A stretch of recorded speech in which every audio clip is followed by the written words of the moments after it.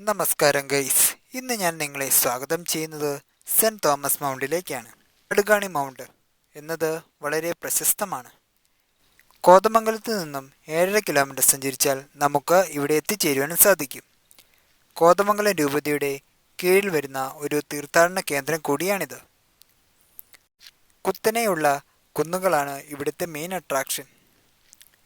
യേശുവിൻ്റെ പീഡാനുഭവ കുരിശുമരണത്തെ അനുസ്മരിക്കുന്ന 14 സ്ഥലങ്ങളാണ് ഇവിടെയുള്ളത്. പ്രകൃതി ഭംഗി കൊണ്ട് അനുഗ്രഹീതമാണ് ഇവിടം.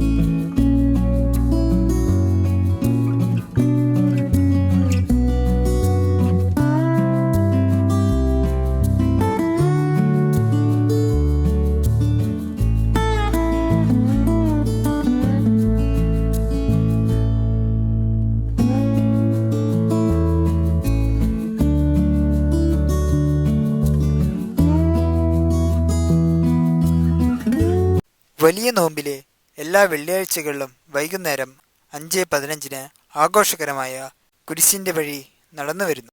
നമ്മുടെ മലയാറ്റൂർ കുരിശുമടിയിലെ അതേ ആരാധനാക്രമം തന്നെയാണ് ഇവിടെയും പിന്തുടരുന്നത്. 40-ാം വെള്ളിയാഴ്ചയിൽ വൈകുന്നേരം 5:30 ഭക്തി സാന്ദ്രമായ കുരിശിൻ്റെ വഴിയും തുടർന്ന് കുരിശുമടിയിൽ വിശുദ്ധ കുർബാനയും നടന്നു വരുന്നു.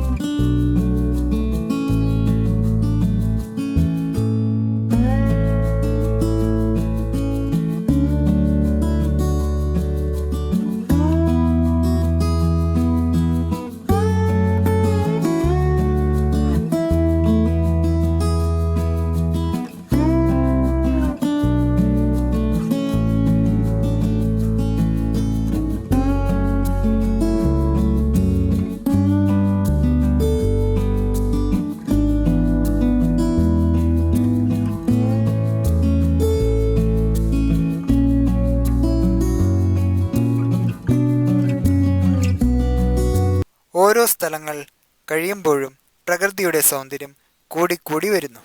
മലയാറ്റൂർ കുരിശുമടിയുടെ അത്രയും ദൂരം ഇവിടെയില്ലെങ്കിലും കുത്തനെയുള്ള കുന്നുകൾ കുറച്ച് കഠിനമാണ്. അപകട സാധ്യതയുള്ള മേഖലകളിൽ സഞ്ചാരികളുടെ സുരക്ഷയെ മുൻനിർത്തി ഹാൻഡ് റെയിലുകൾ സജ്ജീകരിച്ചിട്ടുണ്ട്.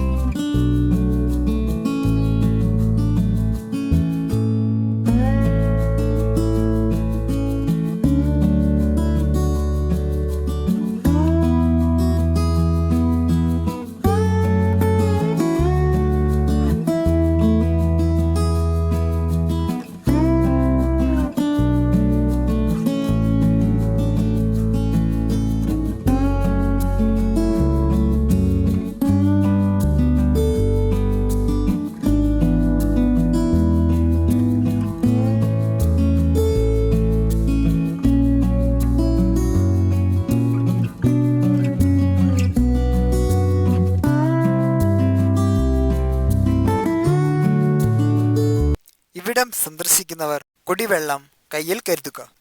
മലമുകളിൽ കുടിവെള്ളത്തിനുള്ള സൗകര്യങ്ങൾ ഒന്നും തന്നെയില്ല. കുരിശുമുടിയിൽ ഒരു കുരിശും ഒരു ദേവാലയവുമാണ് ഉള്ളത്.